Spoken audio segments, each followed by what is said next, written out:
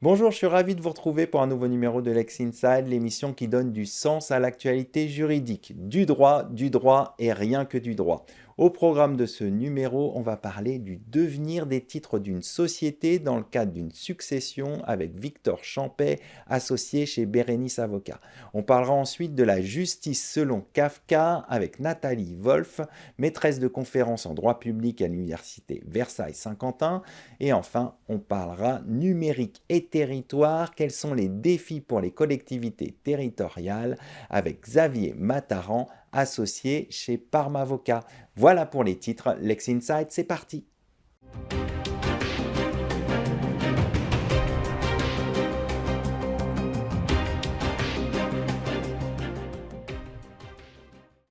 On commence tout de suite ce Lex Inside et on va parler du devenir des titres d'une société dans le cadre d'une succession avec mon invité Victor Champet, associé au sein du cabinet Bérénice Avocat. Victor Champet, bonjour. Bonjour Arnaud. La transmission des titres d'une société soulève de nombreuses questions juridiques dans le cadre d'une succession. On va tout d'abord aborder les aspects du droit des sociétés. Donc pour commencer, quelles sont les problématiques relevant du droit des sociétés que l'on retrouve le plus souvent dans le cadre de l'ouverture d'une succession? Alors Arnaud, en fait ce qui frappe d'emblée, c'est un paradoxe. Il y a 1,6 million de SAS en France, il y a 1,6 million de SARL. Le nombre de SCI a doublé en l'espace de 10 ans. Et de manière assez étonnante, au moment de l'ouverture d'une succession, la problématique du droit des sociétés est souvent absente. Et elle pose naturellement des problématiques qui sont extrêmement prégnantes pour les associés, ceux existants et ceux à venir, les héritiers. Et donc, assez régulièrement, quand on passe la porte de Bérénice, on se retrouve avec des problématiques qui sont essentiellement liées d'abord à la première étape, qui est celle de l'agrément. C'est-à-dire que la personne est décédée, vous êtes son ou ses héritiers, et se pose le problème de savoir est-ce que vous êtes ou pas associé dans la structure dans laquelle le décujus était lui-même associé. Et là, d'emblée, il faut prendre connaissance des statuts, regarder ce qui était prévu par les statuts. Est-ce que les héritiers en ligne directe sont associés ou pas, automatiquement? C'est possible. Ou alors, est-ce que rien n'est prévu? Et c'est là où les difficultés s'amoncellent assez rapidement, puisque vous vous retrouvez dans une situation où vous êtes dans une situation étrange, quand vous êtes héritier de quelqu'un qui était porteur de part ou actionnaire, puisque vous n'avez droit à rien tout en étant héritier de ses parts. Alors comment fait-on? Alors vous êtes... avant de faire, il faut observer que on n'a pas le droit de voter et on n'a pas le droit aux dividendes. Donc comment fait-on? On va solliciter son agrément auprès des associés existants. Et donc c'est souvent un processus qui est prévu par les statuts. Et donc, on va solliciter auprès des associés existants le fait d'être agréé ou pas. Donc, de deux choses l'une, soit les choses se passent bien, vous êtes agréé et vous vous retrouvez dans les chaussures de celui auquel vous héritez et vous reprenez le cours normal de la vie de la société. Mais, et ça arrive relativement souvent, vous n'êtes pas agréé. Et là, va se poser toute une série de problèmes qui vont être entraînés par l'absence d'agrément. Et notamment... Quels sont les principaux problèmes? Alors notamment le fait que... celui de la valorisation, en fait. C'est le premier problème qui apparaît. Vous n'êtes pas agréé, et donc du coup, les associés existants ou la société doivent vous racheter, mais à quelle valeur? Et là, on arrive très rapidement à des problématiques qui sont récurrentes, qui sont notamment celles, par exemple, de l'écart entre la déclaration de succession, où on va avoir tendance à déclarer la valeur des parts au nominal, par exemple, et puis la valeur réelle de cette société qui n'a pas vraiment été analysée dans l'espace de 6 mois qui s'écoule entre le décès et le dépôt de la déclaration de succession. Or, souvent, la problématique de l'agrément est totalement oubliée, et on peut se retrouver, après des années, et après avoir déposé la déclaration de succession, avec des problématiques de valorisation des parts qui doivent être rachetées à ceux qui ne sont pas agréés. Alors, comment se détermine la valorisation des parts? Alors, le mieux, c'est évidemment l'amiable, souvent en impliquant l'expert comptable de la société, qui la connaît bien, et il y a une discussion qui va s'engager sur la valorisation. Si on est bloqué et si on n'y arrive pas, vous avez le recours à des procédures qui sont spécifiques, qui permettent de désigner un expert en premier et dernier ressort, qui va valoriser les titres de la société. Alors on va s'intéresser à un autre aspect. Comment peut-on anticiper au mieux les effets du décès sur la vie sociale? Est-ce qu'il y a certains points de vigilance à avoir en tête? Alors, il faut voir qu'on est dans une problématique très particulière qui est celle du temps long. Souvent, en droit, quand on fait du corporate, en droit des sociétés, on est dans un temps immédiat. Là, on est sur la vie comme elle va, avec ses évolutions. Si on prend l'exemple typique d'une SCI, dans laquelle on va loger un bien immeuble, ce qui est quand même la classique structuration en droit français, vous pouvez vous retrouver avec une situation où, quand vous avez fondé la SCI, il y avait beaucoup de dettes, vous avez remboursé l'immeuble avec les loyers, et puis 20 ans plus tard, il n'y a plus de dettes. Et donc la manière dont les statuts ont été rédigés il y a 20 ans, et si vous entendez faire une donation à vos enfants, la valorisation a changé. Vous avez peut-être un conjoint que vous désignez avec un démembrement. Et donc il faut constamment se reposer la question de la modification des statuts au regard du changement de situation. C'est essentiel d'avoir en tête ce temps long, et c'est là où, par exemple, le rôle du notaire est extrêmement important, qui suit la famille, qui suit le mouvement, et qui attire l'attention sur ces problématiques spécifiques. Bon, il n'en reste pas moins que l'outil le plus efficace, c'est les statuts, dans lequel il faut prévoir et se projeter au maximum pour couvrir le maximum d'hypothèses qui correspondent à votre vie telle qu'elle est. Au nombre d'enfants, à votre conjoint, etc., etc. Donc anticiper au maximum. Anticiper et se souvenir. Alors, une autre question importante, c'est l'émergence d'un contentieux et le recours au juge qui sont souvent vécus comme un échec. Est-ce que vous partagez cette vision? Alors, pas du tout. Pas du tout. D'abord parce qu'en réalité, le contentieux, c'est souvent la manière de cristalliser le différend. C'est-à-dire que souvent, vous avez beaucoup d'engueulades, beaucoup d'incompréhensions qui va durer très longtemps avec la création de fantasmes autour des droits de chacun, de la manière dont on se souvient des choses. Et donc, l'avantage d'assigner, c'est de cristalliser les problématiques qui nous opposent.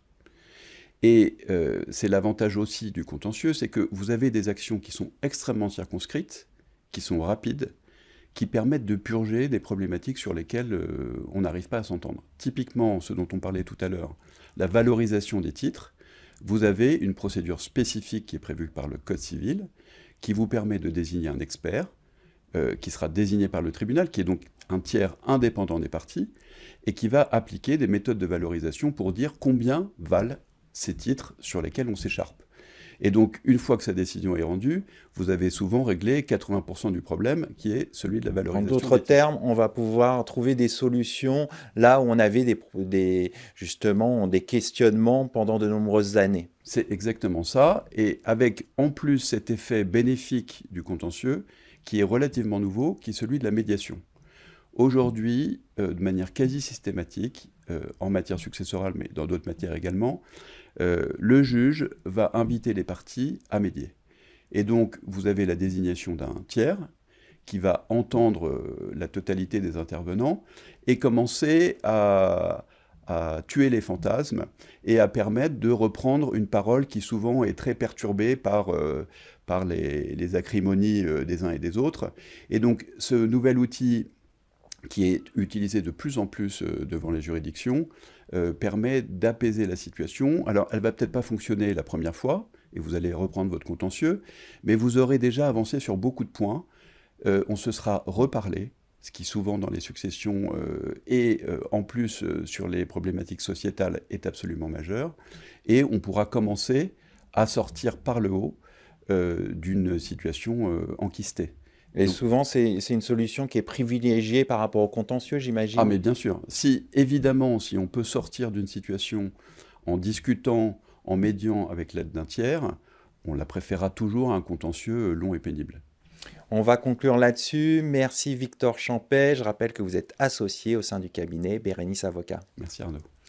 Tout de suite, l'émission continue. On va parler de la justice selon Kafka.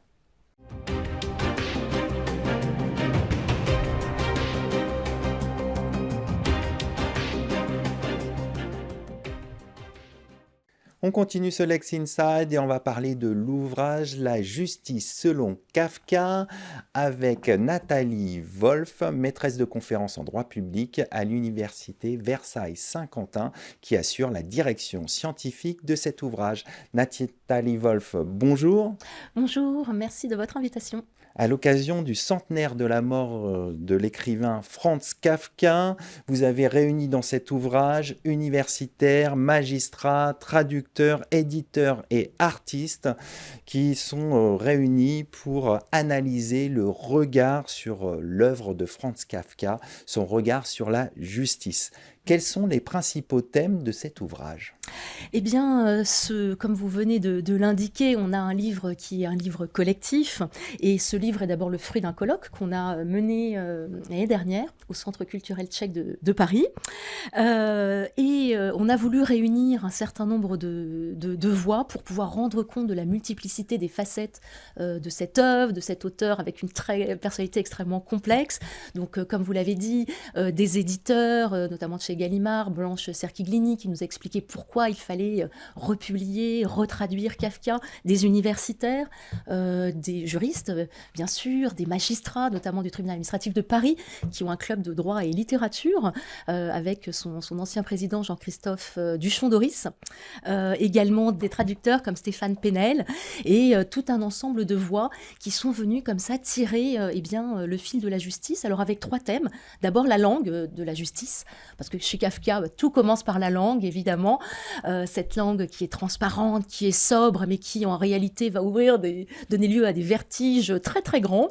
D'ailleurs, Stéphane Penel, qui est donc l'un des traducteurs en Pléiade et également en Folio, nous explique que Kafka va recourir à un lexique juridique fondamental sans jamais aller dans le jargon d'expert, vous voyez. Alors la langue chez Kafka, c'est une langue, il parle allemand, c'est un Tchèque qui est de religion juive et qui vit dans cette Mitteleuropa où on est dans un millefeuille d'espace, de langue, donc vraiment le travail sur la langue était important. Et quelque chose d'intéressant aussi à noter, c'est qu'il y a à partir de l'œuvre de Kafka un adjectif, l'adjectif kafkaïen, pour décrire une institution, un pouvoir qui est labyrinthique, qui est opaque, qui est gangrénant. Et donc c'est le deuxième thème qu'on a voulu tirer dans ce livre, c'est analyser cette justice kafkaïenne avec toute cette monstruosité qui la caractérise. Et puis, dernier thème, on s'est intéressé à la question de l'individu justiciable, qui n'est pas toujours aussi soumis et résigné qu'on le croit, qui est complexe, contradictoire. Le consentement kafkaïen, il est mu par à la fois une volonté de se soumettre à la loi et en même temps de chercher le libre arbitre. Donc c'est un livre qui, si vous voulez, s'interroge sur cet esprit du procès, comme le disait un autre grand écrivain qui s'appelle Milan Kundera, et un questionnement sur l'absurde. Donc un livre pour parler bien sûr du sérieux de Kafka, mais aussi pour montrer, parce que c'est aussi ça Kafka, et on ne le sait pas toujours, c'est pas que l'être souffreteux et angoissé, c'était un homme très gai qui jouait au tennis, il aimait nager, il était drôle, il faisait des blagues, c'était un artiste. Et donc, on a voulu aussi, dans ce livre, faire ressortir tout ce côté artistique de Kafka en invitant un certain nombre d'artistes. Et on peut voir dans le livre, par exemple, de très beaux dessins, portraits qui ont été faits et offerts par Pancho, dessinateur de presse au Canard enchaîné. Donc, un livre que j'espère gai dans ces thématiques aussi. Donc, on voit qu'effectivement, toutes les facettes de Franz Kafka. On va revenir sur, évidemment, la justice kafkaïenne. Comment la justice est-elle représentée chez Kafka ? Alors, d'abord, ce qu'on peut dire, c'est qu'elle est présente dans une grande partie de son œuvre. Et ça, c'est quand même un premier paradoxe, parce que Kafka, c'était un juriste. Il travaillait dans un office public d'assurance. Le jour et la nuit, il écrivait. Et Kafka, il déteste le droit. Il dit même, il compare le droit à des sciures de bois mâchées avant lui par des milliers de gueules. Donc, vous voyez... Oui, c'est assez fort comme image. Voilà, c'est assez fort comme image. Donc, Kafka déteste le droit, et pourtant, le droit est vraiment très, très présent. Par exemple, dans le procès, ce roman très, très célèbre, qui raconte l'histoire de Joseph K., qui est cet homme sans visage et sans histoire et qui est arrêté, on ne sait pas pourquoi, et puis il ne va pas du tout comprendre l'engrenage judiciaire dans lequel il va être pris. Le droit est présent dans la colonie pénitentiaire, avec cette machine monstrueuse, vous vous souvenez, qui grave la sentence des prisonniers dans leur chair. Et il est présent aussi, le droit, dans beaucoup d'œuvres beaucoup plus méconnues, par exemple dans Défenseur, un homme qui cherche un avocat, parce qu'on a toujours besoin d'un avocat pour être défendu. Enfin bref, le droit est partout.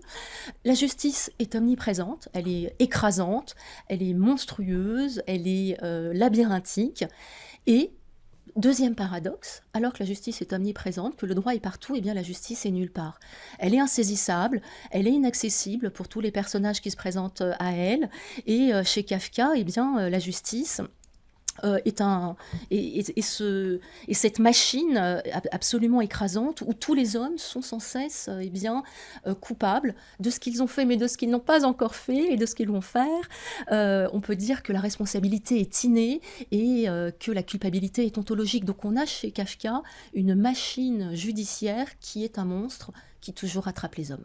Alors, on va essayer de se replonger maintenant dans les temps modernes, entre guillemets.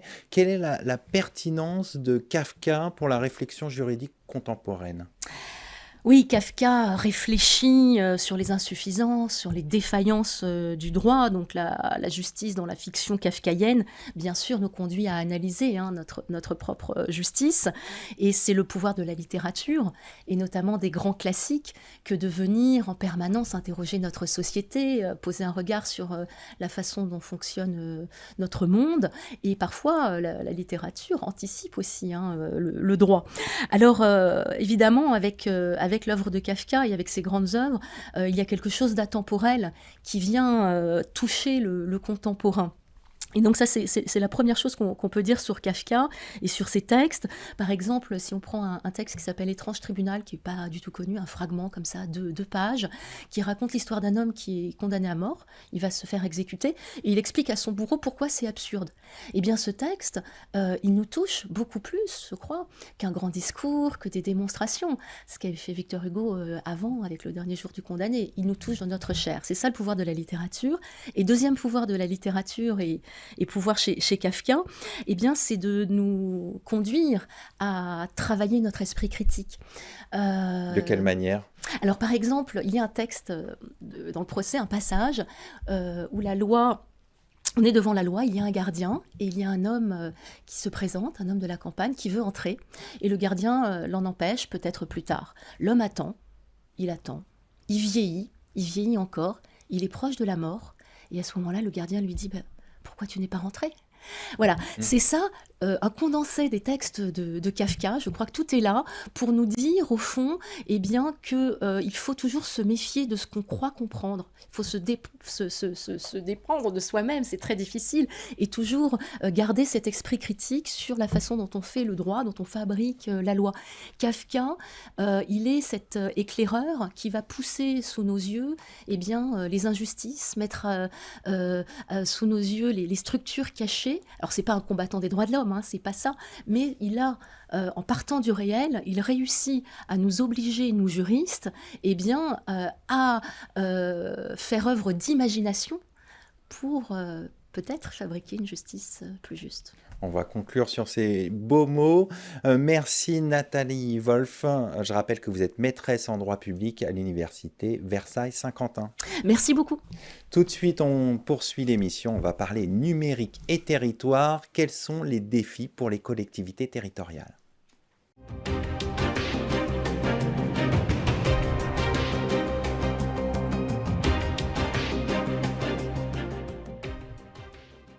Numérique et territoire, quels sont les défis pour les collectivités territoriales ? On en parle tout de suite avec mon invité Xavier Mataran, associé au sein du cabinet Parme Avocat. Xavier Mataran, bonjour. Bonjour.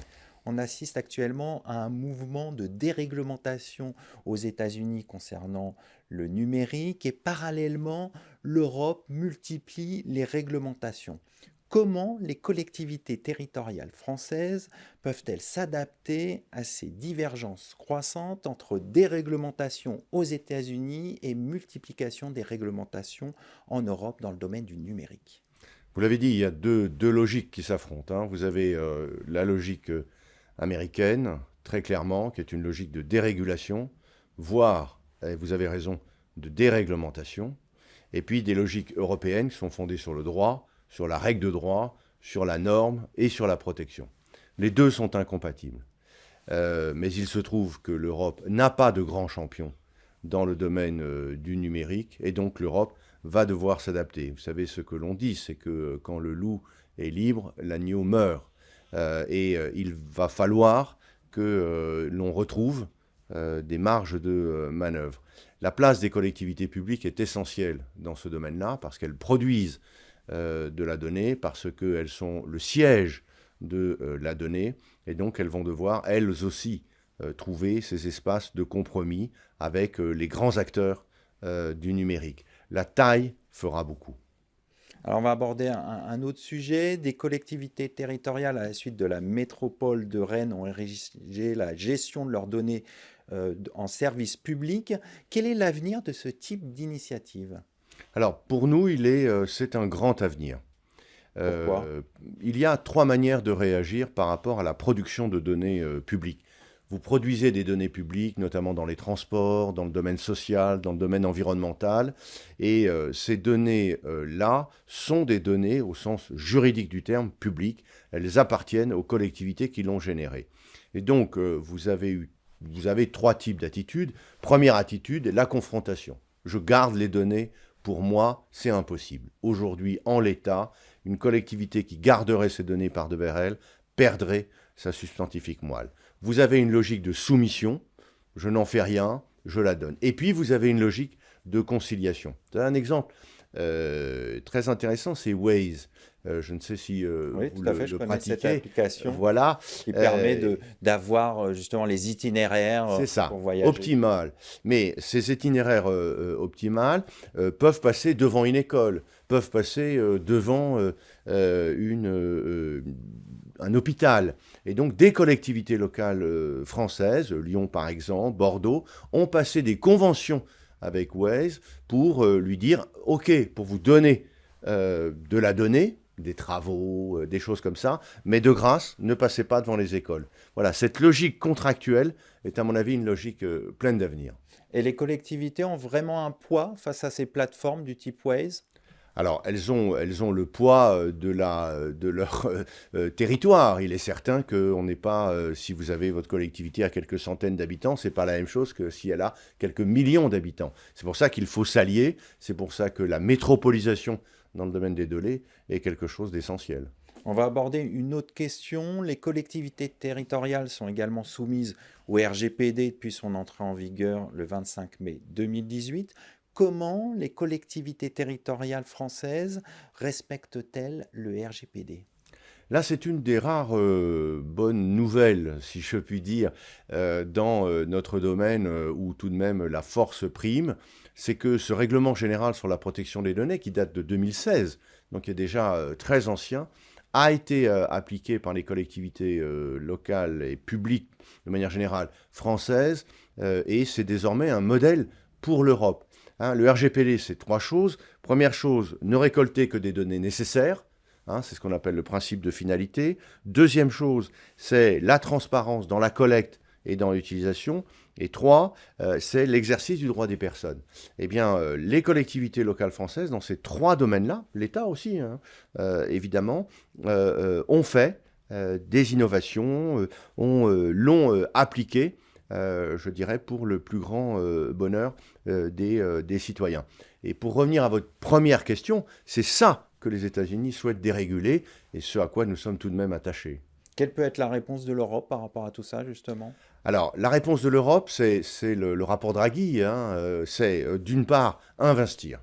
Il est clair qu'il faut que nous investissions. On a loupé le coche du numérique, on a loupé le coche de l'intelligence artificielle. Il n'est pas possible de louper le coche de cette nouvelle régulation. Et quelle place des collectivités dans il est majeur. ce développement? Il est majeur parce que c'est elles qui produisent de la donnée.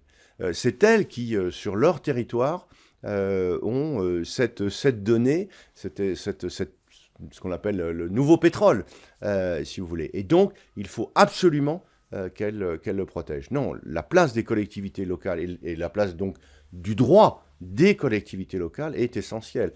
Vous avez, la loi a érigé la gestion des données en service public. Hein, donc certaines collectivités, vous avez fait allusion à Rennes très, très justement, ont érigé cette activité-là en service public. Ce n'est pas pour protéger, hein, pas du tout. C'est pour pouvoir arriver en force dans la discussion, voire la négociation.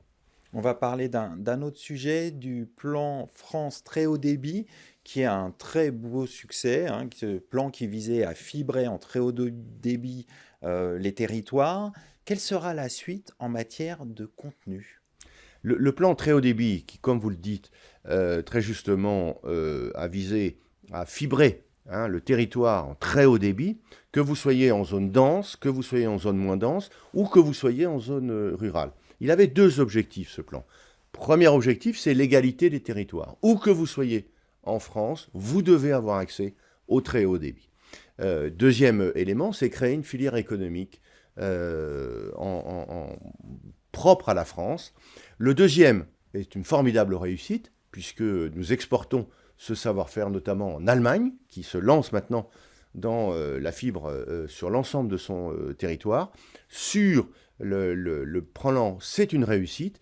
Il s'agit maintenant de passer à l'étape 2, qui est l'étape du contenu, et nous en revenons à notre sujet principal, qui est le sujet de la donnée, qui est le sujet de ce qui va passer à travers les tuyaux des télévisions juridiques, pourquoi pas.